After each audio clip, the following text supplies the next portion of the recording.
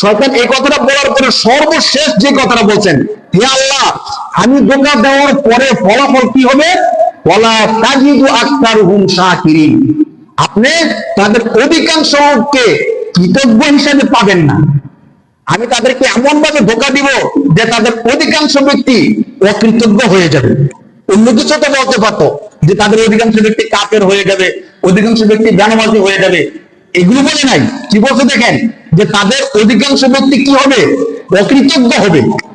অকৃতজ্ঞতা আমাদের সমস্ত অপরাধের ক্ষেত্রে কিন্তু অকৃতজ্ঞতা আসে। দেখেন আমরা যখন নামাজ ছেড়ে দিই তখন আমরা কি বলি?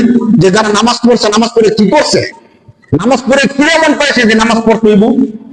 হ্যাঁ, তারপর ঋণই শেষ হয় না। দেখবেন অনেক ক্ষেত্রে আমরা এই কথাগুলো বলে অনেকে, যারা সে যে নামাজ পড়ে তাদের ঋণ শেষ হইতেছে না, তার একটার পরে একটা দুঃখ, যাতনা, বেদনা সব লেগেই থাকে। তো নামাজ পড়ে হয়েছে কি? এটা কিন্তু একটা অকৃতজ্ঞতা। অথচ নামাজ পড়ে কিনা হয়েছে ভাই? আমরা নামাজ পড়ি কার জন্য? আমাদেরকে সৃষ্টি করছে কে?